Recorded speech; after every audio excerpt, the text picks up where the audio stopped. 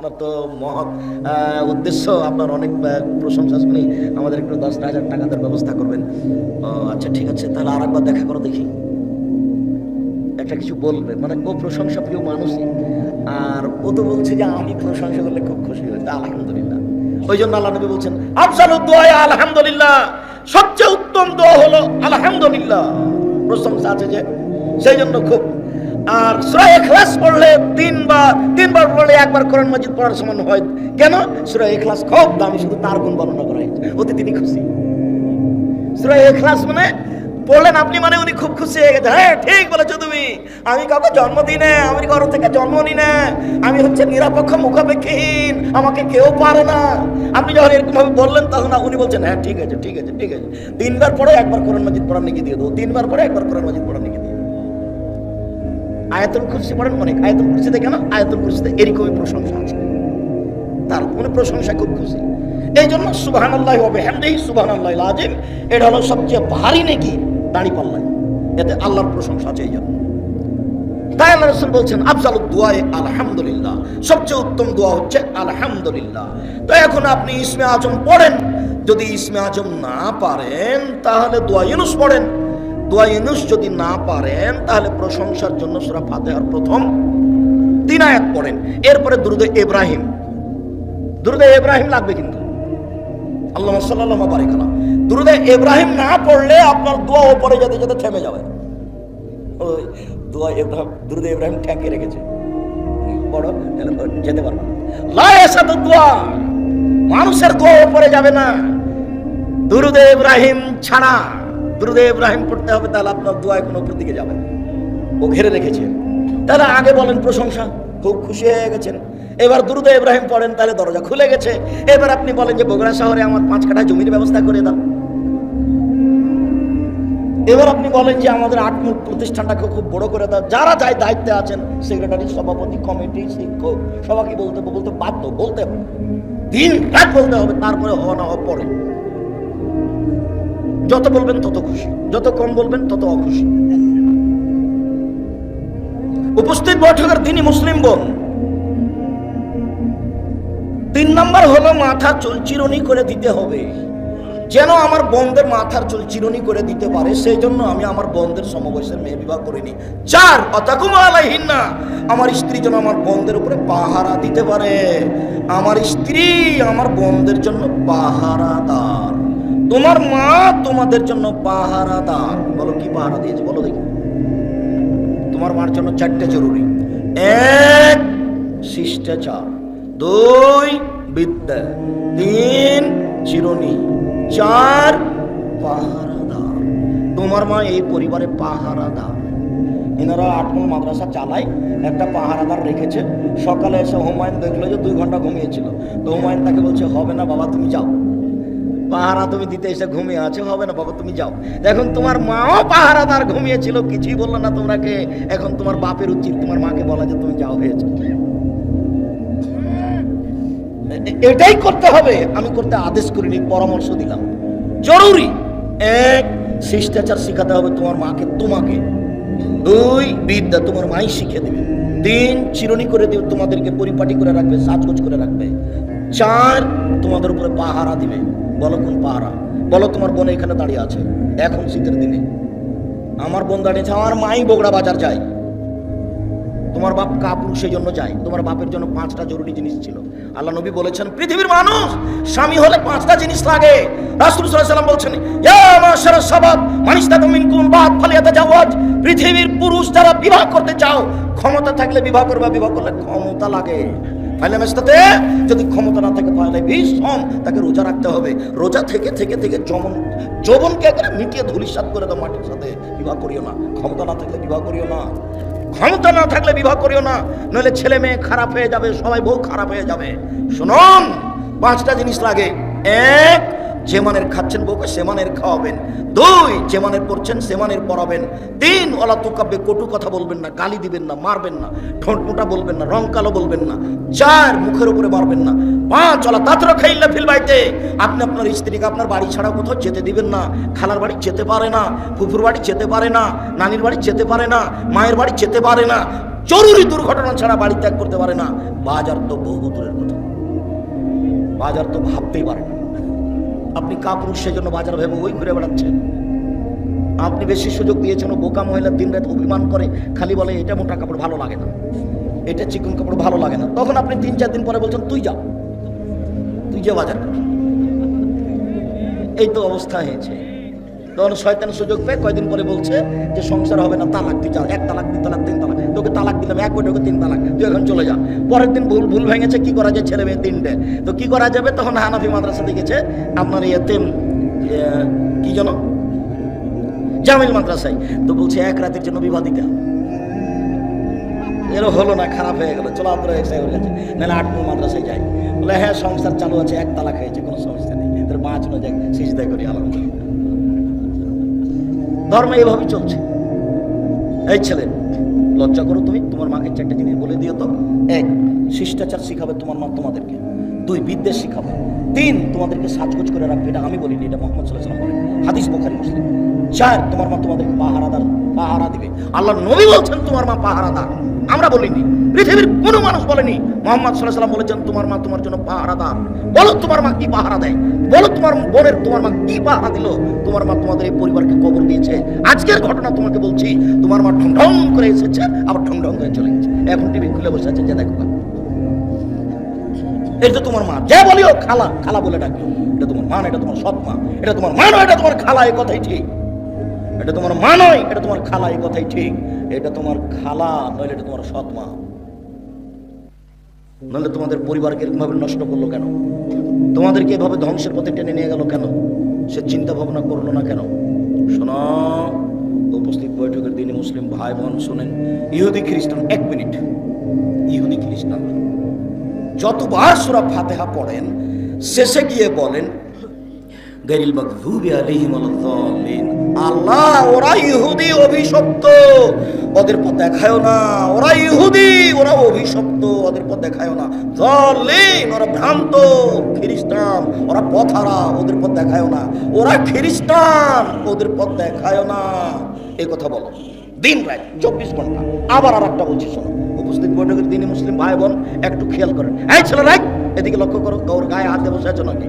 এদিকে খেয়াল করো, একটা কথা যেন 19-20 না হয়। এদিকে দেখো, আল্লাহর নবী মক্কা থেকে মদিনায় আসলেন। মদিনায় এসে দেখলেন যে মদিনার লোকেরা মুহররমের 10 তারিখ রোজা আছে। মদিনায় এসে দেখলেন যে মদিনার লোকেরা মুহররমের 10 তারিখে সিয়াম থাকছে।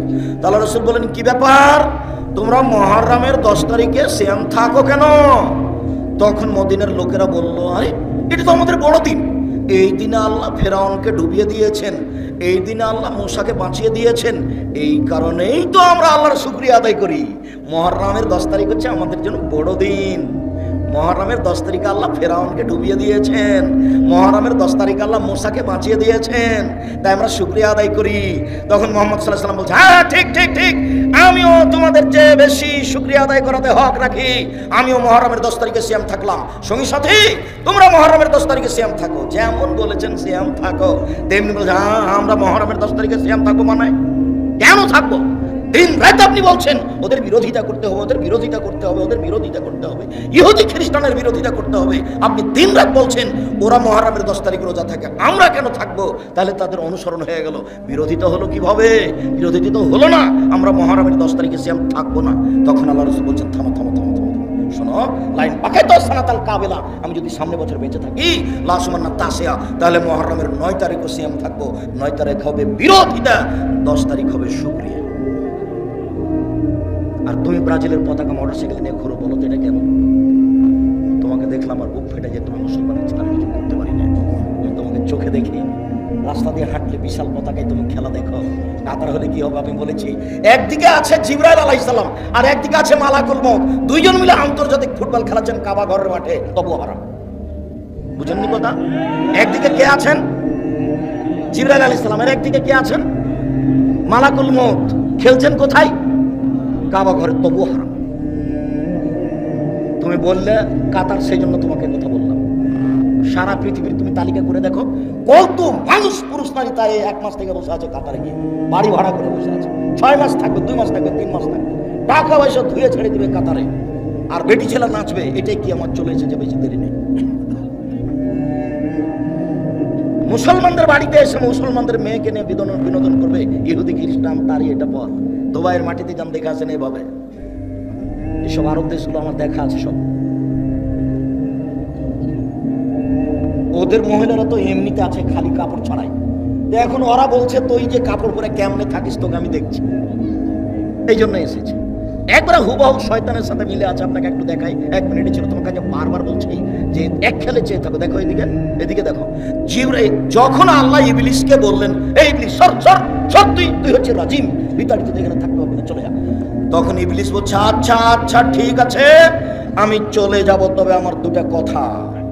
1, কিয়ামত পর্যন্ত বেঁচে থাকার সুযোগ দিতে হবে, দিলাম। 2, আদম সন্তান কিভাবে জান্নাতে যায় সেটা আমি দেখে ছেড়ে দেব।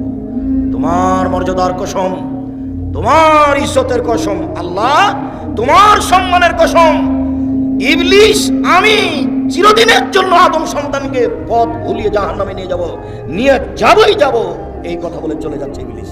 তখন আল্লাহ বলছেন ওয়া ইজ্জতি ওয়া মাকানি ওয়া ইরতিফায়ে জালালি, আমি আমার মর্যাদার কসম করে বলছি, আমি আমার ইজ্জতের কসম করে বলছি, আমি আমার সম্মানের কসম করে বলছি, আদম সন্তান যতবার ক্ষমা চাইবে আমি ততবার ক্ষমা করে দেব।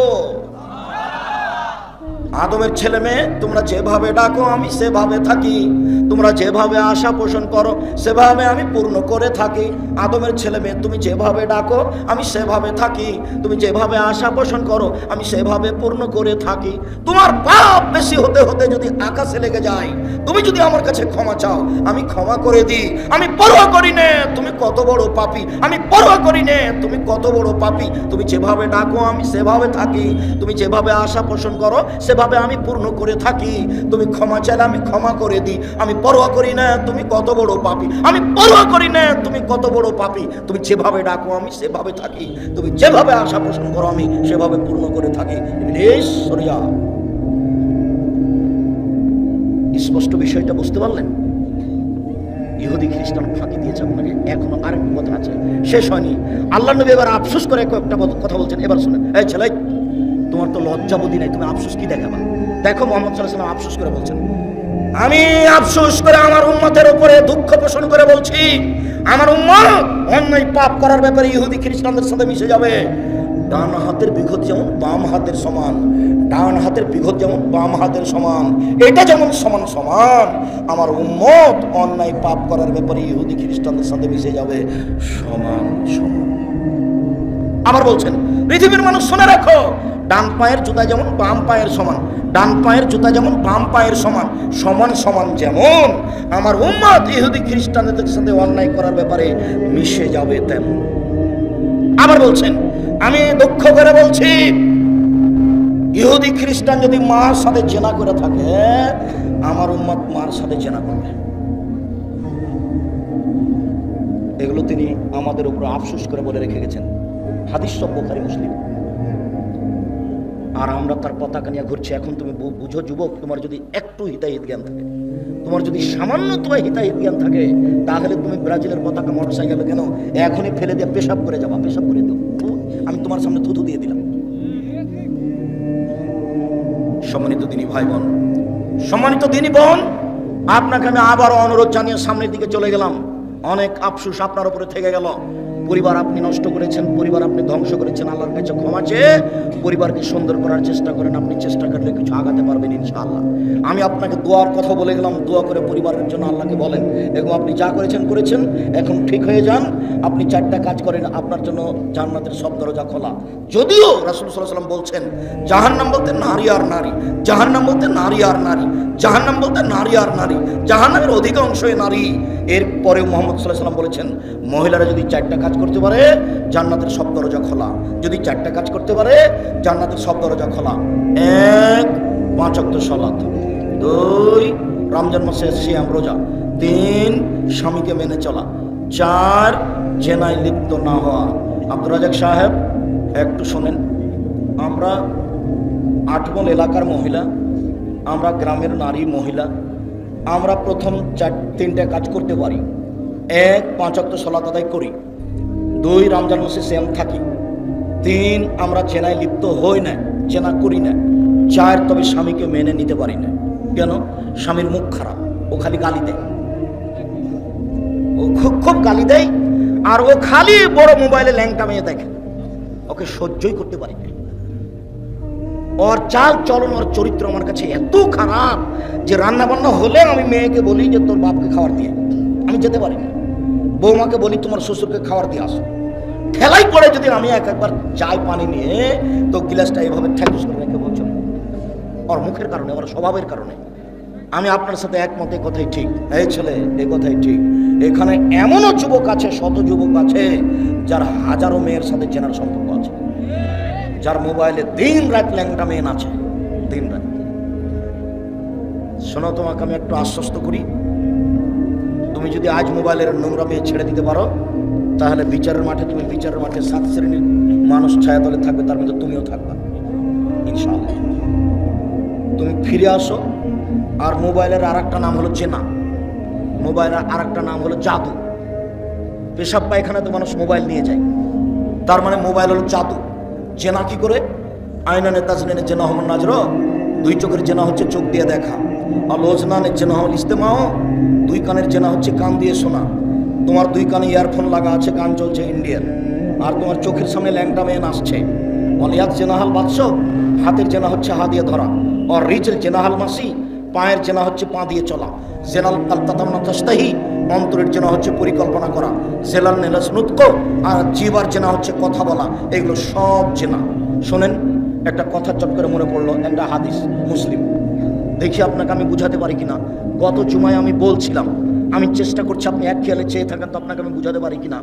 এইরকমই একদিন বৈঠকে আল্লাহ নবী বলছেন, ইস্তাহিউ মিনাল্লাহি হাক্কাল হায়া, পৃথিবীর মানুষ তোমরা একটু আল্লাহকে সত্য সত্যই লজ্জা করো। পৃথিবীর মানুষ তোমরা একটু আল্লাহকে সত্য সত্যই লজ্জা করো, তোমরা একটু আল্লাহকে লজ্জা করো। তো সাহাবীগণ বলছেন, ইন্না নাস্তাহি মিনাল্লাহি, আমরা সত্যই আল্লাহকে লজ্জা করি। আল্লাহ নবী, আমরা আল্লাহকে লজ্জা করি। তখন আল্লাহ রাসূল বলছেন, লাইসা কাযালিকা, না না না না না, তুমি যেটা বুঝাচ্ছো সেটা নয়, তুমি যেটা বুঝাচ্ছো সেটা নয়। মান ইস্তাহি মিনাল্লাহি হাক্কাল হায়া, যে ব্যক্তি আল্লাহকে সত্য সত্য লজ্জা করে তার 4টা কাজ জরুরি। 1, ওয়াল ইয়াহফাজ রাসাহা ওয়া মাওয়া, সে যেন মাথাকে হেফাজতে রাখে এবং মাথার সাথে যত কিছু আছে এর সাথে কয়েকটা কথা আছে। 2, ওয়াল ইয়াহফাজ বাতনাহু, সে যেন তার পেটকে হেফাজতে রাখে। 3, ওয়াল ইয়াজকুর বিলাল মাউতা, সে যেন মরণকে স্মরণ করতে পারে। 4, সে যেন পরকালকে স্মরণ করে দুনিয়া ত্যাগ করতে পারে। এই 4টা যেই করে সেই হলো সত্যই সত্যই আল্লাহকে লজ্জা করে। 1, মাথাকে হেফাজতে রাখা। মাথা মানে গলা থেকে ওপর দিকে হেফাজতে রাখা। 1 নম্বরে হলো চক্ষু, চক্ষুকে হেফাজতে রাখে যে, সেই মাথাকে হেফাজতে রাখে। বলো এখন তোমার মোবাইলের কি খবর? 2, কানকে যে হেফাজতে রাখে সেই মাথাকে হেফাজতে রাখে। বলো তোমার কানের ইয়ারফোনের কি খবর? 3, মুখ জিহ্বাকে যে হেফাজতে রাখে সেই মাথাকে হেফাজতে রাখে জিহ্বা। 1 মিনিট, রাসূল সাল্লাল্লাহু আলাইহি ওয়াসাল্লাম বলছেন, পৃথিবীর মানুষ শুনে রেখো, তোমরা যদি 2টা জিনিসের জিম্মেদারি নিতে পারো, আমি মুহাম্মদ সাল্লাল্লাহু আলাইহি ওয়াসাল্লাম তোমাদেরকে জান্নাতে নিয়ে যাওয়ার জন্য জিম্মেদারি নিলাম। 1, মুখকে যে হেফাজতে রাখবে আর যে লজ্জা স্থানকে হেফাজতে রাখবে, জেনায় লিপ্ত হবে না, আমি মুহাম্মদ সাল্লাল্লাহু আলাইহি ওয়াসাল্লাম তাকে জান্নাতে নিয়ে যাব, আমি জিম্মেদারি নিলাম। এই ছেলে বসো। ওই ছেলে উঠলো কেন? ব্যস্ত হয়েন না। আমরা এক পর্যায়ে, আমি তো আর আব্দুল্লাহ বিন ফজল নই যে ভোর পর্যন্ত বক্তব্য দিব। আব্দুল্লাহ বিন ফজল রাহিমাহুল্লাহ আমার শোনা কথা ঘন্টার ঘন্টা বক্তব্য দিতেন। তা আমরা তো অত বক্তব্য দিতে পারি না, আমাদের কাছে অত বিদ্যাও নেই। আমরা আপনার তাকিয়ে থাকতে থাকতে দেখবেন কথা শেষ হয়ে গেছে। তো আল্লাহর নবী যে বললেন যেই মাথাকে হেফাজতে রাখতে পারে সেই আল্লাহকে সত্য সত্যই লজ্জা করে। তো মাথাকে হেফাজতে রাখার 1 নম্বর পথ হলো চোখ, 2 নম্বর পথ হলো কান, 3 নম্বর পথ হলো মুখ।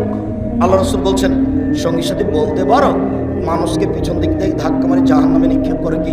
সঙ্গী সাথী বলতে পারো মানুষকে পিছন দিক থেকে ধাক্কা মারে জাহান্নামে নিক্ষেপ করে কি? সঙ্গী সাথী বলতে পারো মানুষকে পিছন দিক থেকে ধাক্কা মারে জাহান্নামে নিক্ষেপ করে কি? এ কথা বলতে বলতে বলছেন পাখা জেলে সানাও, জিভাটা ধরে নিয়েছেন, জিভা মানুষকে পিছন দিক থেকে ধাক্কা মারে জাহান্নামে নিক্ষেপ করে। মুখকে যে কন্ট্রোলে রেখেছে সেই সত্য সত্য আল্লাহকে লজ্জা করেছে। শুনুন, আল্লাহ নবী বলছেন বাঁচার পথ 3টে, তার একটা হলো মুখ কন্ট্রোল রাখা। যে মুখকে কন্ট্রোলে রেখেছে, হেফাজতে রেখেছে, সেই জান্নাতে যাবে, সে বেঁচে গেছে। 2 পেটকে হেফাজতে রাখা মানে হারাম না খাওয়া। 3 মরণকে স্মরণ করা, মরণকে স্মরণ করা। এই ছেলে, একটা কথা আমার উপরে বলা হয়েছে, দেখো তো তুমি এই হাদিসটা অনুবাদ ঠিক করেছো, আমি বলছি তুমি একটু খেয়াল করো তো। আমার ব্যাপারে বেশ কিছু কথা বলা হয়েছে, তার একটা বলা হয়েছে যে আব্দুর রাজ্জাক সাহেব বলেছেন মুহাম্মদ সাল্লাল্লাহু আলাইহি সাল্লামের বাপ মা জাহান্নামে যাবে। আমি বলেছি এ কথাই ঠিক, আমার উপরে অন্যায়ভাবে নানান কথা বলা হচ্ছে, এ কথাও ঠিক। আপনি একটু হাদিসের অনুবাদ আমার দিকে খেয়াল করেন, আপনি বুঝতে পারবেন। আবু হুরায়রা রাদিয়াল্লাহু তাআলা আনহু বলছেন, আল্লাহর নবী একদিন তার মায়ের সবাইকে কাঁদিয়ে দিলেন, দিয়ে বলছেন, শোনো তোমরা, ইন্নী ইস্তাজানতু ফি আন আস্তাগফিরা লাহা, আমি আমার মায়ের জন্য ক্ষমা চাওয়ার অনুমতি চাইলাম। আল্লাহ আমাকে একটু অনুমতি দাও না, আমি আমার মায়ের জন্য একটু ক্ষমা চাই তোমার কাছে, আমাকে একটু অনুমতি দাও। আমি একটু বলি যে আল্লাহ তুমি আমার মাকে ক্ষমা করো, আমি একটু বলি আমাকে অনুমতি দাও। ফালাম ইউজাল্লি, আমাকে অনুমতি দেওয়া হলো না। না না না না না না না, তুমি তোমার মায়ের জন্য ক্ষমা চাইতে পারো না। না না না না, তুমি তোমার মায়ের জন্য ক্ষমা চাইতে পারো না, তুমি তোমার মায়ের জন্য ক্ষমা চাইতে পারো না। ওয়াস্তাজানতুহু, আমি তখন তার কাছে আবার অনুমতি চাইলাম, আন আজুরা কাবরাহা, আমি তার কবর একটু দেখতে যাব, জিয়ারত করতে যাব। ফাওয়াজান আলী, আমাকে অনুমতি দেওয়া হলো, যাও তোমার মায়ের কবর দেখে আসো, তবে কবর পাশে গিয়ে বলতে পারবে না আমার মাকে ক্ষমা করো। এই ছেলে বলো তো কি বুঝলে তুমি? যে নবী মায়ের জন্য ক্ষমার কথা বলতেই পারে না, সেই মা জান্নাতে চলে যাবে কিভাবে? বলাই নিষেধ। বুঝাতে পারলাম না মনে হয়? হাদিস মুসলিম, কথা মনে হয় বুঝাতে পারিনি ভালো করে। আবার বলি, আমার দিকে একটু খেয়াল করেন তো, কথাটা আবার বলি। আল্লাহর নবী কবর জিয়ারত করতে গেছিলেন কার? মায়ের। দিয়ে কেঁদে ফেলেছিলেন, আশেপাশে যারা ছিল সবাই কেঁদেছিল। এরপরে তিনি বললেন, শোনো দুনিয়ার মানুষ, আমি আল্লাহর কাছে অনুমতি চাইলাম যে আল্লাহ আমি একটু তোমাকে বলতে পারি কি যে আমার মাকে ক্ষমা করো, এই কথাটা আমি তোমার কাছে বলার অনুমতি চাচ্ছি। তখন আল্লাহ আমাকে অনুমতি দিলেন না। বুঝা গেছে? তা আমি তখন আল্লাহকে বললাম যে ঠিক আছে, আমি আমার মায়ের জন্য ক্ষমা চাওয়ার অনুমতি তো পেলাম না, তবে একটু মায়ের কবর দেখতে যেতে পারি? তখন আল্লাহ বললেন ঠিক আছে, দেখতে যেতে পারো। কেন? কবর দেখতে গেলে মরণকে স্মরণ হয়। সম্মানিত দিনী ভাই বোন, সত্য মিথ্যার 2-1টা বাক্য বলি। 3 শ্রেণীর মানুষ এমন পাপী যাদের সাথে আল্লাহ কথা বলবেন না। 3 শ্রেণীর মানুষ এমন পাপী যাদের সাথে আল্লাহ কথা বলবেন না। 1, মালিকুন কাযাব, মিথ্যুক দায়িত্বশীল, যারা মিথ্যুক হেড মৌলানা, মিথ্যুক হেডমাস্টার, মিথ্যুক প্রিন্সিপাল, মিথ্যুক ভাইস চ্যান্সেলর, মিথ্যুক ওসি, মিথ্যুক দারোগা, মিথ্যুক এমপি, মিথ্যুক মন্ত্রী, মিথ্যুক জেল সুপার, মিথ্যুক চেয়ারম্যান, মিথ্যুক মেম্বার, যারা যেখানে মিথ্যা কথায় দায়িত্ব পালন করছে, সে যত বড়ই পরহেজগার হোক না কেন, যতবারই হজ করুক না কেন, তার সাথে আল্লাহ বিচারের মাঠে কথা বলবেন না। 2, মালিকুন কাযাব, শাইখুন জানিন, বেশি বয়সে জেনা করে, যে বেশি বয়সে জেনা করে তার সাথে আল্লাহ বিচারের মাঠে কথা বলবেন না। 3, আয়লুন মুস্তাকবির, গরিব মানুষ যে অহংকার করে, গৌরব করে, তার সাথে আল্লাহ কথা বলবেন না। এই জায়গাটাতে অন্য একটা শব্দ অন্য হাদিসে এসেছে, যারা টাকনোর নিচে প্যান্ট পায়জামা লুঙ্গি পরে, তাদের সাথে আল্লাহ বিচারের মাঠে কথা বলবেন না। মনে থাকবে কি? রাসূল সাল্লাল্লাহু আলাইহি সাল্লাম বলেন, 4টা জিনিস আছে যার, সবকিছু আছে তার, জান্নাত আছে তার, ইহকাল আছে তার, পরকাল আছে তার। 1, হিফজ আমানাতিন, আমানতের রক্ষা। 2, সিদক হাদিসিন, সত্য কথা। 3, ইফাতুন বিতহমাতিন, বৈধ রুচি, বৈধ রুজি যার সবকিছু তার, সত্য কথা যার সবকিছু তার, আমানতের রক্ষা যার সবকিছু তার, ভালো চাল চলন যার সবকিছু তার। পৃথিবীতে সবচেয়ে বড় পাপ তিনটি: এক, আল্লাহর সাথে শিরক করা; দুই, পিতামাতার অবাধ্য চলা; তিন, মিথ্যা সাক্ষী দেওয়া। মিথ্যা সাক্ষী মহাপাপ। 1 মিনিট। বিচারের মাঠে মানুষ উপস্থিত হওয়ার পূর্ব পর্যন্ত কবরে মানুষের শাস্তি হতে থাকবে। যারা মিথ্যা কথা বলবে তাদের মুখের 2 দিক দিয়ে লাঠি ঢুকিয়ে দিয়ে মুখটাকে চিরে ফেলা হবে। যতদিন পর্যন্ত বিচার না হচ্ছে ততদিন পর্যন্ত এভাবে ঘটতেই থাকবে। কাজেই মিথ্যা থেকে বেঁচে থাকুন। সামান্য ব্যাপারে মিথ্যা কথা বলে পরকাল হারায়েন না। সম্মানিত দিনী ভাই বোন, আমরাও আসলে ক্লান্ত, রাতও গভীর হয়েছে। সময়ের গতিতে আজকের মতো আর লম্বা আলোচনা না করে আপনাদেরকে আটমূল মাদ্রাসার জন্য সার্বিকভাবে দানের হাত প্রশস্ত করার অনুরোধ জানিয়ে 22-23 ডিসেম্বরে ডাঙ্গিপাড়া পবা রাজশাহী জামিয়া সালাফের সম্মেলনে উপস্থিত হওয়ার অনুরোধ জানিয়ে সবার সভাপতি সাহেব উমরাতে গেছেন, 40,000 টাকা দিয়েছেন। আল্লাহুম্মা সাল্লি আলাইহি আল্লাহুম্মা বারিক আলাইহি। ও, বই পুস্তক আছে, আমি ওটা ভুলে গেছিলাম। বিশেষভাবে মাসিক আল ইতিসাম পত্রিকা। সবাই একটু এদিকে আসেন। কে বড় লাভবান, কে বড় ক্ষতিগ্রস্ত, আদর্শ নারী, আদর্শ পরিবার, বক্তাশ্রোতার পরিচয়। আর আমার জীবনের বড় সাধনা হচ্ছে মাসিক আল ইতিসাম পত্রিকা। 12 জন বড় বড় মুফতি দিয়ে লেখা হয়। একটু আমার হাতের ডান দিকে, আপনাদের বাম দিকে বিশেষভাবে মাসিক আল ইতিসাম পত্রিকা। একটা প্রশ্নের উত্তর আছে। আমার দিনী ভাই বোন সবাইকে বইগুলি সংগ্রহ করার জন্য অনুরোধ জানাচ্ছি। আমি কিছু প্রশ্নের উত্তর দিই, আর যার যতটুকু দান করা সহজ সম্ভব তারা অবশ্যই, যেহেতু আটমূল সালাফিয়া কওমি মাদ্রাসা, কাজে সবাই আসবেন।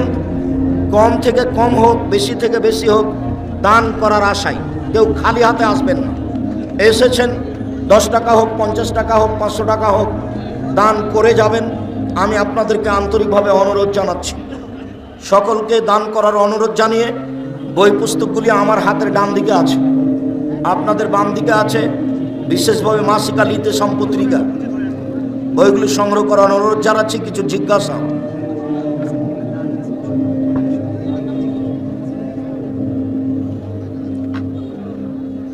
বর্তমানে দাস প্রথার কি অবস্থা? নবী সাল্লাল্লাহু আলাইহি সাল্লাম 9টি কি, নবী সাল্লাল্লাহু আলাইহি সাল্লাম এটি কি নিষেধ করে গেছেন? দাস প্রথা আজও আছে।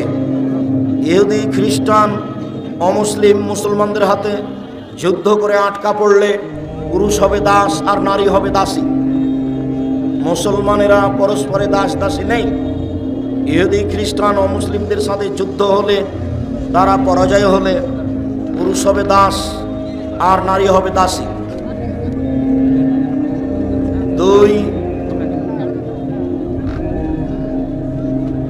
দুইজনে জামাত শুরু করেছি, 3য় জন এলে সে ব্যক্তি কোথায় দাঁড়াবে? 3য় জন এলে যে লোকটা ইমামের ডান দিকে আছে ওকে ধরে পিছনে করে নেবে, ইমাম ওখানেই থাকবে। যদি পিছনে জায়গা না থাকে তাহলে ইমাম সামনে চলে যাবে। এছাড়া যে এসেছে সে ইমামকে ধরে পিছনে করে নেবে। সাহেব, আপনার সালাফি কনফারেন্সে ডক্টর মুজাফফর বিন মহসিনকে দেখি না, তুমি একটু দাওয়াত দাও। শায়েখ, আপনাকে খুব ভালোবাসি। আসলে আমার অসুস্থতার কারণে আমি এশার সালাত না পড়িয়া ঘুমিয়ে গেছি। উঠেছি ফজরে কিছু আগে।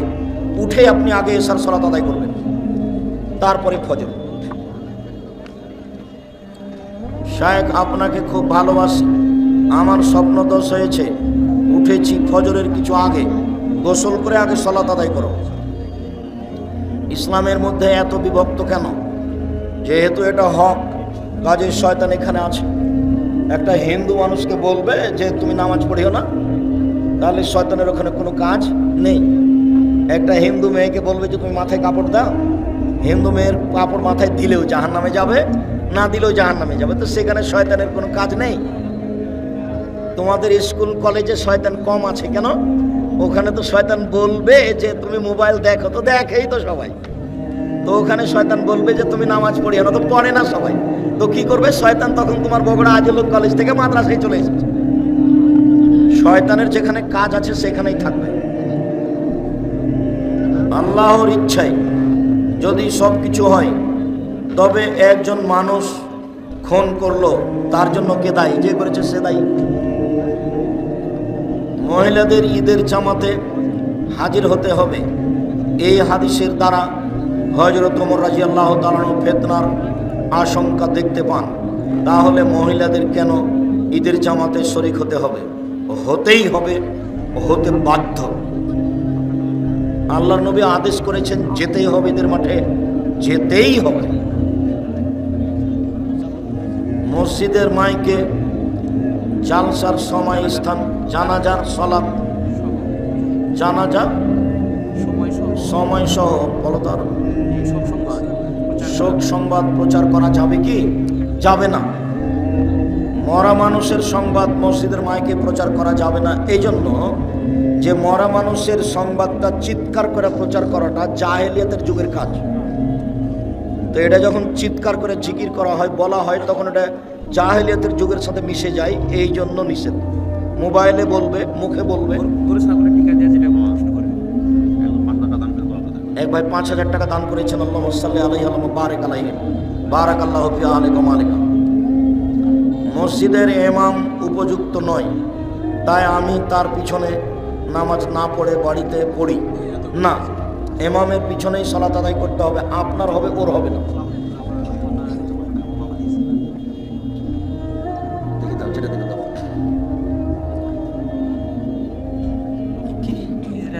হিজড়ারা মারা গেলে তার জানাজায় যাওয়া যাবে কি? যাবে, পুরুষ হিসাবে জানাজা হবে। হিন্দুদের ধুতি দিয়ে মুসলিমদের জামা বানানো যাবে কি? যাবে। আমি বিদেশে আছি, আমি জুমার সালাত আদায় করতে পারি না, কিন্তু জোহরের সালাত আদায় করতে পারি। এখন আমার করণীয় কি? জোহরের টাইমে জোহর আসর একসাথে পড়ে নিই, আর মাগরিবের টাইমে মাগরিব এশা বা এশার টাইমে মাগরিব এশা একসাথে পড়ে নিই। আমার স্ত্রী আদালতের মাধ্যমে আমার তালাক দেওয়ার 7 দিন পর আমরা আবার মিলিত হই। এখন আমাদেরকে পুনরায় বিবাহ বন্ধনে আবদ্ধ হতে হবে কি?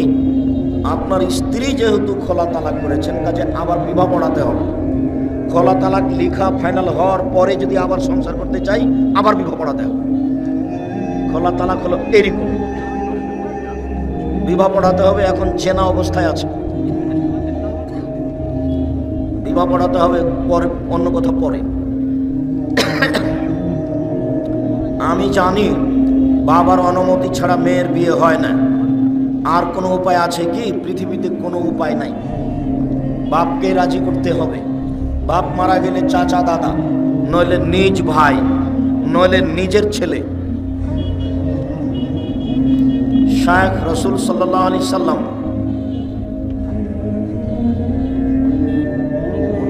অন্ডকোষ সহ ছাগল কুরবানি করতেন না। আল্লাহ রাসূল অন্ডকোষ বের করা ছাগল কুরবানি করেছেন, করতে বলেছেন। তোমাকে যিনি বলেছেন ভুল বলেছেন। 26 বছর থেকে ফতোয়া লিখি। কতদিন থেকে? এ হাতে ফতোয়া লিখছি 26 বছর থেকে। তুমি জন্ম নিয়ে তোমার বড় হয়ে গেছে। 90 সাল থেকে বক্তব্য দিচ্ছি। কতদিন থেকে? 90 সাল থেকে। ঈদের পড়ার পর রাতে উঠে তাহাজ্জুদ পড়া যাবে কি? যাবে। তখন আর বিতির পড়তে হবে না।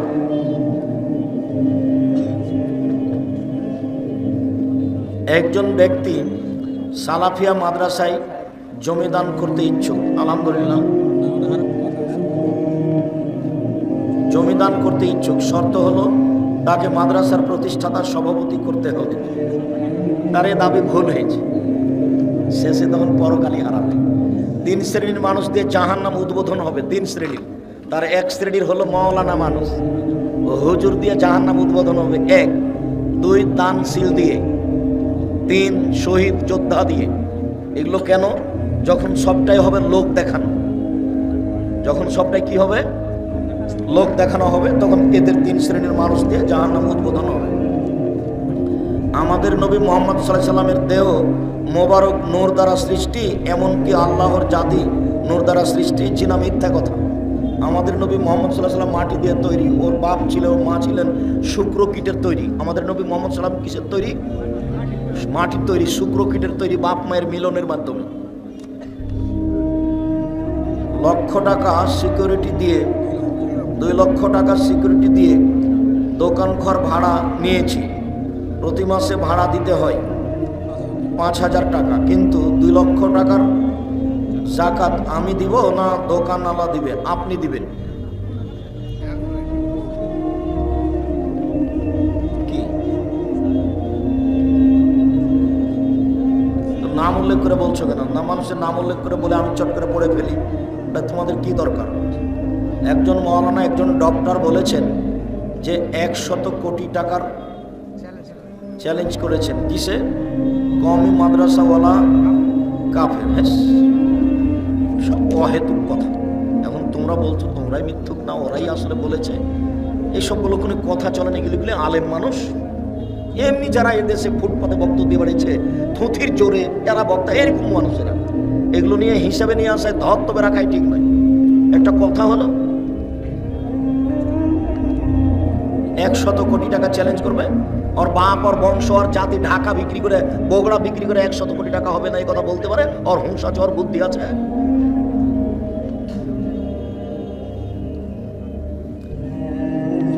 প্রচলিত মিলাদে ইয়া নবী সালাম আলাইকা বলা বিদআত।